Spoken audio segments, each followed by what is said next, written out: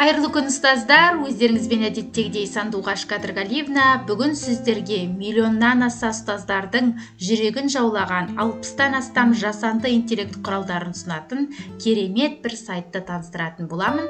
Бұл сайтты меңгеру үшін видеоны соңына дейін қараңыз. Ол үшін біз Google'дың іздеу жолағына Magic School деп жазамыз.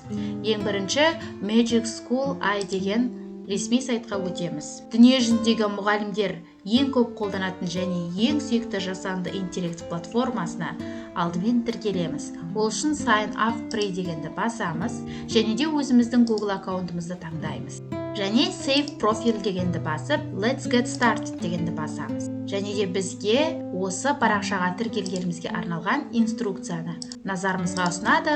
Next деп басамыз. Уақытымызды үнемдеп, үнемі тұрақты дамуға ықпал ететін жасанды интеллект көмекшісі бұл біздің әрине жұмысымызды жеңілдетеді. Ағылшын тіліндегі сайт, біз оны перевести на русский деп мышканың көмегімен де аударып алсақ болады. Енді бұл жерде қандай инструменттер қарастырылған?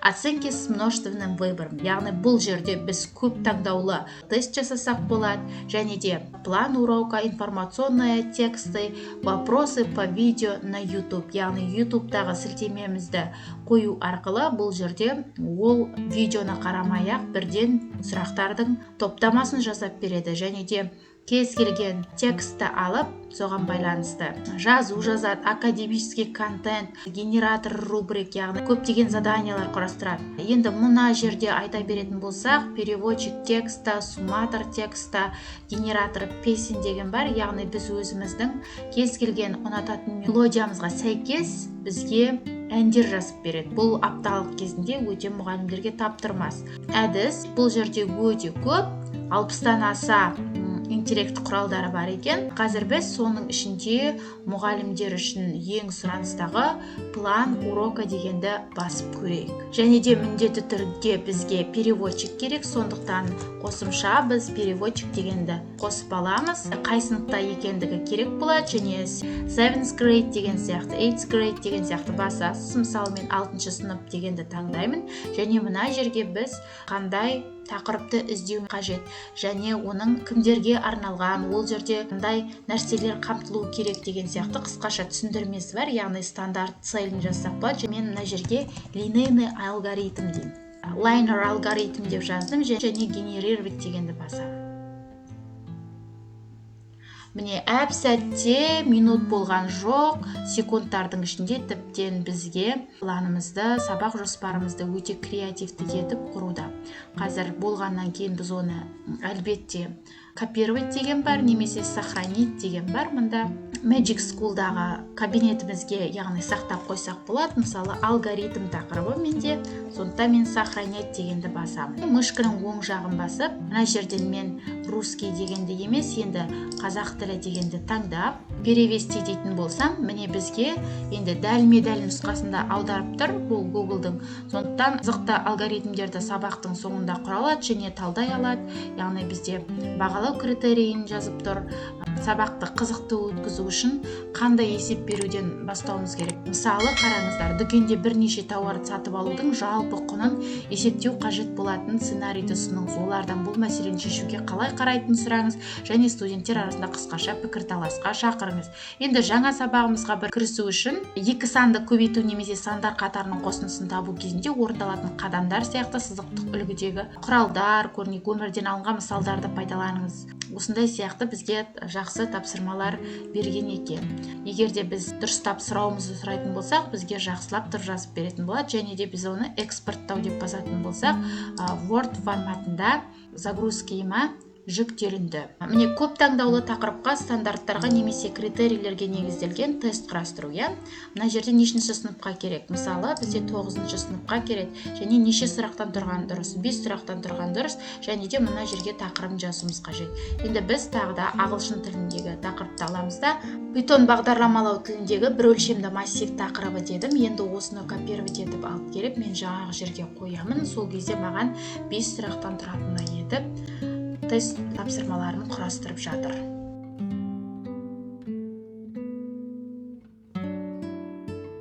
Және де ең бастысы бұл жерде тестті тек қана құрастырып қоймайды, бұл жерде ең бастысы және кілтін де беретін болады. Перевести на қазақ тілі деп өзгертіп алайық. Python тіліндегі бір өлшемді массивті жақсы сипаттайды. Төмендегілердің қайсысы, жауабын таңдайсыз. Міне жауабы төменгі жақта тұр кілті. Барлығы да А жауап екен. Егер сізге ұнаса, әлбетте көшіру дегенді басып, немесе экспорттау деп бірден Microsoft Word'ты таңдап, экспорттау деп біз өзіміздің загрузка бөлімімізге жүктеп алатын боламыз. Енді кеттік, келесі бір құралдарын қарастырып көрейік. Және де енді мына жерде YouTube бейне сабақтары деген бар. Және де бұл мысалы қай сыныптарға арналғанда, мысалы университетке арналған деп басып, және маған осы 3 сұрақ құрат деймде, мен өзімнің YouTube каналынан бір мысалы сілтемені алып көрейін. Енді менің осы YouTube'дағы видеоларым көбінесе мұғалімдерге арналғандықтан, мен мына жерде университет дегенді таңдап кеткен болатын. Және де біз мұнда сұрақтарымыз көп таңдау болу керек, яғни жауабы бірнеше жауап таңдайды деймін, және мына жерге мен сілтемемді қоятын боламын. 3 сұрақ болғандықтан, және менің бейнеролигімнің негізгі тақырыбы қандай, осыған байланысты маған сұрақтарды жауап берді. Енді тағы да біз артқа өтейік. Өзіме ұнаған бөлімді сіздерге ұсынайын, яғни бұл ән генераторы деп аталады. Яғни өзіңіз қалаған әннің әуеніне кез келген тақырыпқа арнап ән жазасыз. Мысалы ән тақырыбына, мысалы Смит мырза есімді ғылым мұғалімі дейді. Мысалы мен мына жерге жазамын: Сандуғаш есімді ютубер мұғалім, оқушы, еңбекқор деп тағы да жазамда, мысалы ізденімпаз деп жазамда. Мына жерге енді орындаушының атын жазайын: Шакира Вака-Вака. Енді Generate деген батырманы басам. Шакираның Вака-Вака әуенінің ырғағына келетіндей етіп бізге мына жерде әнді ұсынды. Енді осы ән ұнап, егер сіз сол ырғақта айта алатын болсаңыз, онда сіз экспорттау деп тағы да сіз өзіңізге Google документке немесе Wordқа өзіңізге сақтап аласыз. Мына жерде мұғалім әзілдері деген тақырып бар. Енді сізге мысалы қай сыныпқа әзіл керек? Сыныпты таңдадықта төменгі жақта қосымша жерге пәніңіздің атауын жазып кетсеңіз болады, немесе жазбасаңыз да болады. Енді мұғалім әзілдеріне қарайық. 3 әзіл шығарды. Бізге математика кітабы неге көңілсіз болды? Өйткені оның проблемалары өте көп болды. Жауабы да күлкілі. Және қорқыт неге жүлде алды? Өйткені ол өз саласында ерекше болды. Сосын 3-ші әзіл: ғалымдар атомдарға неге сенбейді? Өйткені олар бәрін жасайды. Енді мұнда vocabulary list генератор дегенді басайық. Яғни біз тақырыбымызды жазамыз. Сол тақырыбымызға сәйкес бізде сөздіктер дайындап береді. Әсіресе оқушыларды ұбт-ға дайындаған кезде, мемлекеттік емтиханға дайындаған кезде көмектесетін бұл өте жақсы әдіс екен. Мысалы 10-шы сынып деп таңдадым, және қанша сізге сөздік керек? Мысалы 10 сөздік керек, және қандай текстқа? Міне маған әп-сәтте 10 сөздік жасап берді. Енді қазақ тіліне аударып қарайық. Екілік санау жүйесі деген не? Ондық, сегіздік, 16-лық, екілік, база деген не? Орындық мән. Енді нақты мына жерде 6-дан бастап нақты аудармай тұр, бірақ дегенмен де жақсы сөздік жасап берген. Енді мына жерде мен lesson plan дегенді қарап отырмын. Мысалы тренингтер, сабақ жоспарлары, сын сағаттарын табуға өте көп көмектеседі екен. Мысалы қараңыздар, стрессті қалай жоюға болады, салауатты қарым-қатынас деген сияқты мына жерге мазмұнымызды жазуымыз қажет. Салауатты қарым-қатынасты орнатуға арналған осындай план дайындап берді. Бұл планның мақсаты достық қарым-қатынастарды нығайту үшін тиімді қарым-қатынас, ынтымақтастық және жанжалдарды шешу дағдыларын көрсету дейді. Осы бағытта мысалы психологтар болатын болса арамызда, немесе кез келген сынып жетекшісі осы жерден қажетті көмектерін сұрап алатын болады. Және де мұнда түрлі ғылыми жаңалықтарды ашуға болады, ғылыми жобаларға, түрлі мақалаларға таптырмас идеяларды іздей аласыз. Соның ішінде Science Labs деген бар, яғни ғылыми лаборатория деген. Мысалы сыныптың деңгейін анықтап, ғылыми зертхананың сипаттамасын жазамыз. Ол үшін мен оқушыларды олимпиадаға қызықтыру жолдары, әдістері деп жаздым, және осы жерге әкеліп қоямын, және жасау батырмасын басамын. Енді 9-шы сынып оқушыларының ішінде біз оқушыларды олимпиадаға қалай қызықтыра аламыз, олардың мотивациясын қалай арттырамыз деген тақырыпта осындай кішкене бізге ғылыми лабораториядан арнайы шетелдіктердің тәжірибесіне сүйене отырып бізге арнайы мәтін әзірлеп беруде. Мұнда master word problems деген бар, яғни біз көптеген математика, жаратылыстану пәніндегі мұғалімдер функционалдылық сауаттылыққа көбінесе тапсырмаларды құрастыра алмай жатамыз да.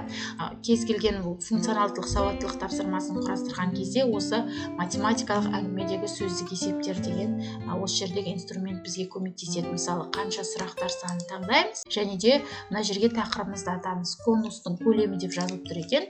Мен соны мында жазып аламын. Осы жерге келіп қойып, мысалы, әңгіме тақырыбы Бейонсенің концерті деп жазылып тұр. Дәл осы тақырыпты енді ала берейік. Сіз өзіңіздің тақырыбыңызды жазасыз, өзіңіздің сол әңгімеге сәйкес етіп сізге математикалық сұрақтар құрастырып береді. Яғни қараңыздар, Бейонсенің концерттік орны 10.000 адамға арналған. Концерт аншлагпен аяқталды, ал көрермендер конус пішінінде орналасты. Конус табанының радиусы 20 метр. Егер әр адам көлемі 0,1 текше метр орындалып жатса, концертке қанша адам келді дейді. Кез келген шығарманы концертті байланыстыра отырып, осындай тапсырмаларды жасанды интеллекттің көмегімен құра алады екенбіз. Қысқасы, Magic School'да барлық мүмкіндіктер қарастырылған. Мұнда 14 күнде аяқталады деп тұр. Яғни сіз 14 күннің ішінде осы Magic School'дың барлық құралдарын тегін қолдана аласыз. Одан кейін сіз басқа аккаунтпен тіркеліп, осы Magic School'дың инструменттерін қолдана аласыз. Жалпы бұл біздің уақытымызды үнемдеп, өзіміздің жұмысымызда дағдылар мен білімдерімізді дамытуға көмектесері анық. Кез келген сабағымызды жоспарлауда, оны саралауда, бағалауда, тақырыбымызға қатысты мәтіндік есептер, кез келген тапсырмалар, сұрақтар, тест тапсырмалары, түрлі мәтіндерді құрастыруға мүмкіндік беретін бұл жасанды интеллект құралын пайдалансақ, ол біздің жұмысымызға 100% көмектесетіні анық. Magic School ұсынған жасанды интеллект құралдары оқу процесінде сіздің үздік атануыңызға көмектесері сөзсіз. Сондықтан пайдаланып көріңіздер. Видео пайдалы болса, лайк қойып, пікір қалдырып, каналға тіркеле отырыңыздар. Кәделеріңізге жарасын.